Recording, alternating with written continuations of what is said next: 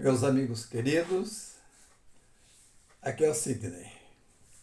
Nós estamos gravando uma série de vídeos a respeito da preleções em torno do Evangelho segundo o Espiritismo. Pois bem, e hoje nós vamos começar o primeiro capítulo do Evangelho segundo o Espiritismo. Esse capítulo é um capítulo, entre outros, dos mais interessantes, porque nós vamos começar do primeiro e vamos terminar no 28º capítulo. E esse primeiro nos dá uma possibilidade de entender muitas coisas a respeito da fala de Jesus. Então, esse capítulo primeiro, nós vamos abranger dos itens de 1 a 11. E nesse capítulo nós vamos também falar alguma coisa do Velho Testamento. Porque o Velho Testamento nós vamos abordar a figura de Moisés. E nós, como espírita, entendemos que a presença de Moisés em nosso plano foi a primeira revelação que veio do alto e que veio com a missão de receber as primeiras leis que podemos chamar divinas, que são os 10 mandamentos. E como missão, também sendo o primeiro legislador a impor leis para um povo considerado ainda primitivo, selvagem, vindo dos costumes hebreus.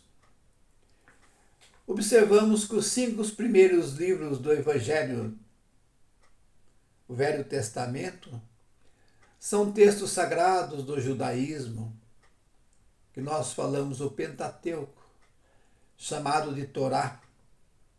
E são os livros a Gênese, Êxodo, Levítico, Número e Deuteronômio, redigido em torno de 450 anos antes de Cristo. Mas seus conteúdos têm detalhes históricos até 1000 anos antes de Cristo, e cujo conteúdo fazem parte da cultura mosaica e da Bíblia hebraica, chamado pelos cristãos de Antigo Testamento, ou como já foi dito, de Torá.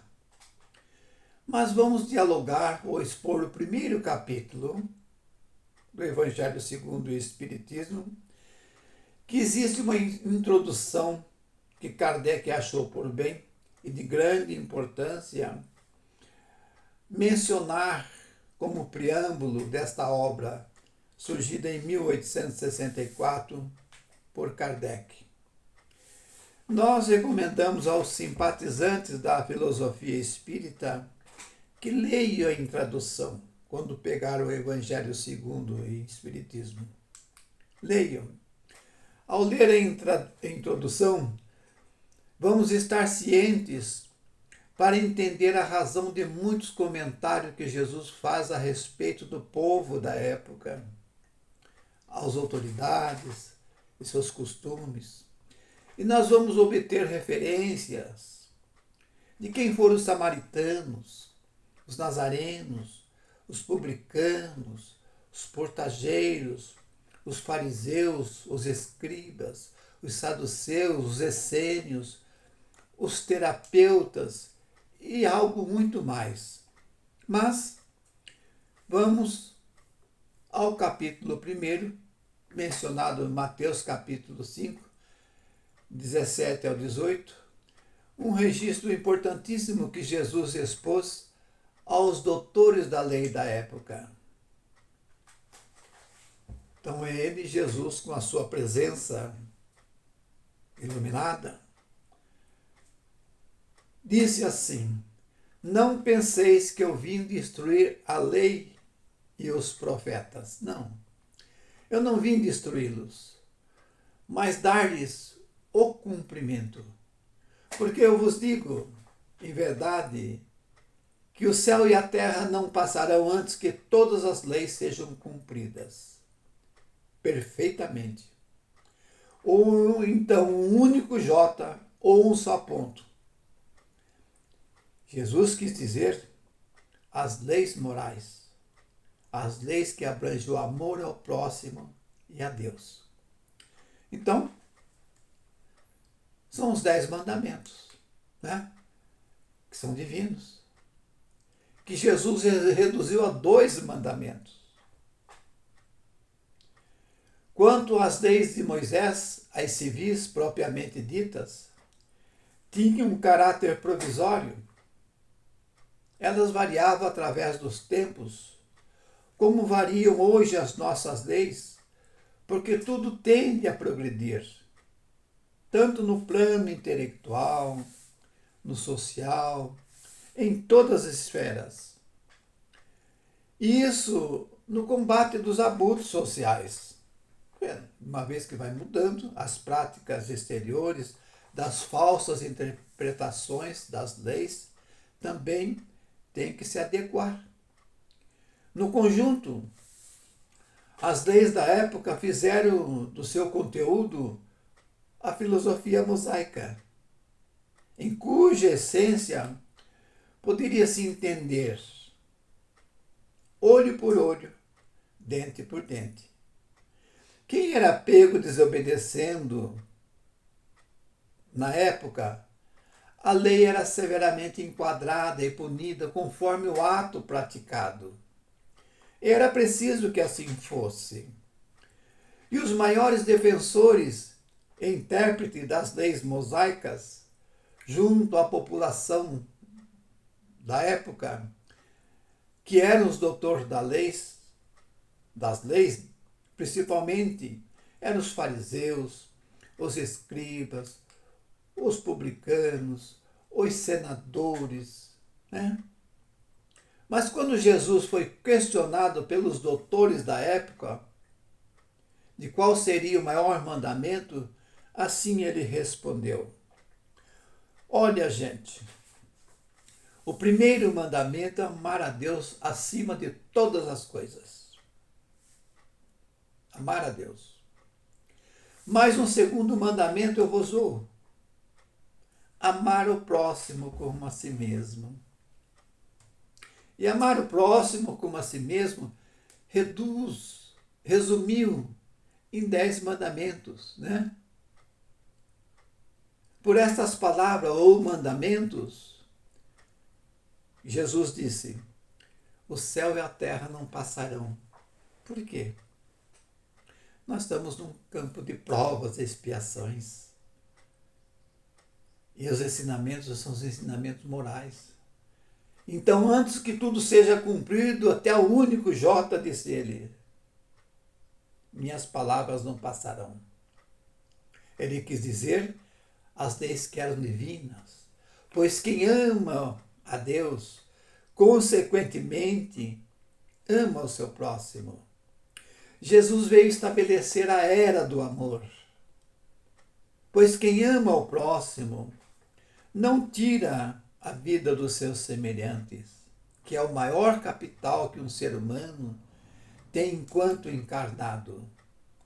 E na presente vida, a quem aqui está, vem por misericórdia de Deus, através da reencarnação, que é o próprio perdão do nosso Criador Celestial,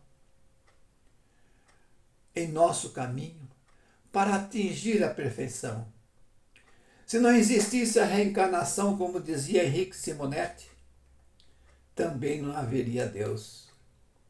Porque quem ama a Deus não desrespeita o seu nome, não toma em vão o nome de Deus. Porque essa inteligência e causa primeira de todas as coisas é o Senhor de todas as vidas. Não se apropriar de nada do seu semelhante, que seja lícito, é a lei maior, aqui, socialmente falando. Aqui em nosso meio social, é muito constrangedor ver, com o passar esse processo, de ser um alvo dos desavisados perante as contrariedades das leis divinas. Desrespeitar o próximo. Se apropriar de uma maneira ou de outra das coisas alheias, por vezes até tirando a vida por nada. Pois existe uma lei que é natural, a lei de Deus, que é ação e reação, que é implacável. Como se diz na linguagem popular, o que se planta é o que se colhe. A filosofia espírita lembra a todos que somos povoadores desse mundo. Somos seres gregários. Não vivemos sem a presença do outro. E para vir para este mundo, o processo reencarnatório é minuciosamente preparado pelos nossos mentores espirituais. E aqui ninguém está em endereço errado. Como somos pela vontade divina também produtores de corpos, temos que vir por aqui por intermédio de alguém. Quem é esse alguém? Nossos pais. É um mandamento que o divino que diz nos 10 mandamentos, que é o quarto: honra o vosso pai, a fim de viver longo tempo na terra. Assim, há de se levar em consideração que temos uma dívida impagável em relação aos nossos pais, quanto mais a Deus, a vida. Aqui nesse plano em que vivemos, existe um termo e um comportamento que entendemos de uma maneira, por vezes, dúbia: o adultério. Essa expressão não é somente sobre o relacionamento a dois. Podemos colocá-lo como sendo adulterar a verdade, mentir, enganar, também não desejar nada do que é do próximo. Se amar a Deus de todo o coração é o primeiro mandamento, e amar o próximo como a si mesmo, fica claro que quando não queremos mal para nós, não poderemos também desejar mal para o nosso próximo. Ele quis dizer que temos que transformar os nossos valores em virtudes reais. Ser bons, fraternos, amorosos, indulgentes, justos, acima de tudo, nos livrar do principal câncer que ataca a atual humanidade: o egoísmo. É pensar em si próprio, como que o outro não existisse. Mas o papel de Jesus não foi simplesmente de um legislador moralista. Ele veio cumprir as promessas, as profecias que haviam anunciado em sua vinda. O Messias prometido. Seu reino era puramente espiritual. Sua missão era divina. Veio ensinar aos homens que a verdadeira vida não está sobre a terra, mas no reino dos céus, ou seja, a futura vida espiritual. Tanto é que quando estavam sendo julgados por Pilatos, foi-lhe questionado: tu és rei dos judeus? Jesus responde: tu está dizendo, mas agora o meu reino não é daqui. Então Pilatos reafirma: então tu és rei. O rei. Jesus responde: meu reino não é deste mundo. Se o meu reino fosse desse mundo, meus guardas lutariam para que eu não fosse entregue aos judeus. Isso está em João, capítulo 18, de 28 a 40. Mas, entretanto, naquela altura, Jesus não podia dizer tudo sobre muitos pontos, sobre o seu reino. Limitou-se a semear as sementes da verdade, as quais ele mesmo declarava de uma maneira velada em parábolas, para serem compreendidas um pouco mais tarde, conforme a maturidade espiritual da humanidade. A maturidade espiritual Jesus sabia que deveria eclodir o amadurecimento futuro, tanto da ciência material, como da ciência da observação espiritual, que por trás de tudo na vida existe uma ciência. Pois nem todos somos capazes de enfrentar a ciência, a verdadeira ciência, nua e crua, sem um preparo espiritual. Todos nós, ainda imperfeitos, temos limite em nossas aceitações. Para tudo tem um tempo certo. Temos que ser repetitivos e considerar que cada um de nós vivemos valores diferenciados. Cada um de nós somos seres únicos. Trazemos do passado uma longa história, qual reflete no presente. No Evangelho de João, capítulo 14, versículo 15 a 17 e 26, nós vamos encontrar o seguinte registro de Jesus. Se vós me amais, guardai os meus mandamentos, e eu pedirei ao Pai, ele vos enviará um outro Consolador prometido, a fim de que permaneça eternamente convosco. Quem é esse Consolador prometido? O Espírito da verdade, que o mundo não conhece ainda, porque não está maduro para compreendê-lo, que o Pai enviará para ensinar todas as coisas, para fazer recordar aquilo que o Cristo não teve momentos naquele tempo para dizer tudo. Mas o que entendemos como Espírito da verdade, o que entendemos é o Espírito da letra, o que diz a letra, aquilo que transcende a letra. E tudo que Jesus dizia transcendia a letra.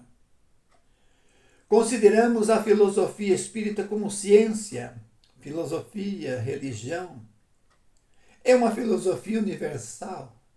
E como ciência é a terceira revelação, porque a segunda revelação foi Jesus. Vem revelar aos homens, por provas irrecusáveis, a existência e a natureza do mundo espiritual e suas relações com o mundo corporal através da humanidade. E nos mostra que não existe coisas para pôr que não possa ser descoberta, mas ao contrário, as forças vivas, incessantes, ativas da natureza, como fonte de uma multidão de fenômenos incompreendidos que vão se revelando através dos tempos, através da ciência. E quem traduz o espírito da letra, traduz o espírito da verdade. E muitas mensagens psicogravadas dadas a Kardec, vinda do mundo espiritual, a maioria das entidades não davam o seu nome. Eles diziam: sou espírito da verdade. O Cristo fez alusão em muitas circunstâncias, claramente, no Sermão do Monte, como por exemplo: não se turbe o vosso coração, não se arreceie, crede em Deus, crede em mim. Na casa do Pai há muitas moradas. Jó, capítulo 14, de 1 a 3. Jesus, através das parábolas, nas entrelinhas, nos esclarece que somos passageiros por aqui. E que o povo da época era um pouco preparado espiritualmente falando para entender esse recado. Mas para Deus, nosso Criador, já era tempo de colocar as sementes da verdade. Como será que eles traduziam a existência de tantas luzes na abóbada celeste, ou seja, à noite? Será que eles entendiam como a casa do Pai e mesmo outras moradas? Assim o Espiritismo veio como a terceira revelação, revelar a lei de Deus entre os homens, O Espiritismo traz entre nós a verdadeira tradução do que Cristo queria dizer na época. O Espiritismo não convida ninguém a ser espírita, apenas faz lembrar os ensinamentos de Jesus, de muitos outros missionários que por aqui passaram. O Espiritismo não impõe, expõe. Outras filosofias religiosas vêm se beneficiando das verdades da doutrina espírita, como, por exemplo, o estudo da mediunidade, a reencarnação, a pluralidade dos mundos habitados, a expressão de ação e reação, o que se planta é o que se colhe. Não se vê muito mais falar em inverno, purgatório, né? A influência dos espíritos encarnados em forma de obsessão e desobsessão, a qual a filosofia espírita nos dá muitas possibilidades de entender o que é isso. O Espiritismo traz o espírito da verdade, reafirmando: eu não vim destruir a lei, mas dar cumprimento, e não ensinando nada ao contrário do que Jesus ensinou. Descortinando o que Jesus queria dizer de uma forma simbólica, em termos claros, preparando o reino de Deus sobre a terra para um futuro mundo de regeneração. Uma revela as leis do mundo moral, que é a religião. Há outras leis do mundo material, que é a ciência. Mas as duas, tendo o mesmo princípio, se completam. O Espírito da Verdade, um espírito que se dizia Espírito da Verdade israelita, Milhouse, em 1861, através de psicografia, nos revelou que Jesus foi o iniciador da moral mais pura e sublime. A moral evangélica, cristã, que deve renovar o mundo, aproximar os homens e torná-los verdadeiros irmãos, eliminando os preconceitos. A terra será uma morada no futuro para os espíritos isentos de egoísmo, sem maldades. Diz ele que a lei do progresso, a qual a natureza está submetida, serão chegados tempos que as ideias moral deverão ser desenvolvidas para cumprir o progresso que estão nos desígnios de Deus por aqui, entre os homens. Mas esse desenvolvimento não será sem lutas, sem provas, sem expiações pretéritas. As lutas são necessárias para atingir a maturidade, composta de abalos, discussões, conflitos, dificuldades, para que atraia as atenções das massas através das dificuldades, para diferenciar entre o mal e o bem, entre a saúde e o mal-estar. Como o corpo material é passageiro, sofreremos patologias diversas. E com essas pandemias estamos presenciando atualmente o quê? O desenvolvimento intelectual, a fraternidade. É um detalhe que nos aproxima mais da realidade da fraternidade entre os homens. Uma vez fixadas as atenções, a beleza, a sabedoria do Criador, a santidade moral, impressionarão os espíritos que estão aqui a caminho. Eles se interessarão por uma ciência que lhes dará a chave de uma vida futura mais feliz. Pelo visto, cansado de tanto sofrer, os habitantes desse planeta Terra se curvará diante da realidade. Irão valorizar a saúde, a harmonia, o amor, a justiça, a paz entre os povos e reconhecerão que a maior medicina a ser exemplificada entre os seres da Terra será mesmo a fraternidade, ou o amor do próximo. Diz Fenelon de Poitiers. Diante de todos os acontecimentos, a revolução que se preparar para esta humanidade é a revolução moral. Os grandes espíritos, mensageiros divinos, insuflam a fé para que todos vós, obreiros esclarecidos e ardentes, façais ouvir a voz da humildade, porque vós sois um grão de areia, mas sem esse grão de areia não haveria montanhas. E cada um na sua missão, cada um com o seu trabalho. Isto querendo dizer que para Deus aqui ninguém é mais importante do que o outro. A lei do mundo é a lei do progresso. Afinal de contas, devemos uma profunda reflexão a nós mesmos, de uma vez que somos imortais. Quem somos nós? O que estamos fazendo por aqui? De onde viemos? Para onde vamos? Jesus quis nos esclarecer e veio para dar cumprimento da lei de Deus mesmo, na verdade. Há de se entender que a maioria que está por aqui somos os mesmos de antigamente. Estamos aqui diversificados, povoando este mundo, os quais no passado fomos os fariseus, os escribas, os doutores da lei,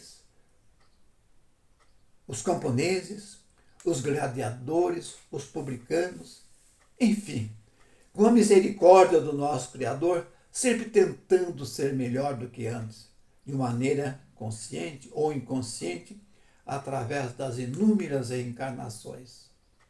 Não vamos esquecer que as leis naturais e divinas estão gravadas na nossa própria consciência, que a filosofia espírita apenas faz lembrar a todos. Enquanto formos avessos às leis, são sinais que devemos trabalhar incessantemente na reforma moral.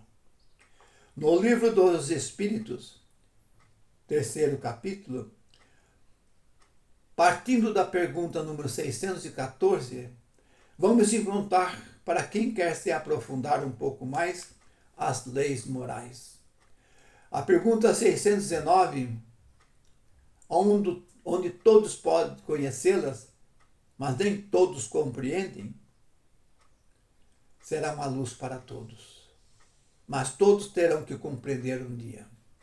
A lei da adoração, a lei do trabalho, a lei da reprodução, a lei da conservação, a lei da destruição, a lei da sociedade, a lei do progresso, a lei da igualdade, a lei da liberdade, a lei da justiça e do amor e da caridade para o próximo. Assim, o dia que entendermos todos esses critérios, nós vamos amar a Deus de todo o nosso coração e ao próximo como a nós mesmos. E assim, meus irmãos queridos, estamos terminando mais uma pequena preleção em torno desse assunto. Eu não vim destruir a lei. Que possamos ter obtido um pouquinho mais de compreensão a respeito desse Evangelho segundo o Espiritismo, o seu início. Que Deus nos permita a ter saúde, para que possamos reunirmos em outras oportunidades com muito mais outros assuntos interessantes. A minha gratidão a todos, o meu abraço a todos. Que esse primeiro capítulo seja o início de uma boa vontade de vocês assistirem o segundo capítulo. A minha gratidão a todos aqueles que passarem, compartilharem esta preleção. É de muita importância para aqueles que estão afins de compreender a ciência da espiritualidade e o Evangelho segundo o enfoque espírita.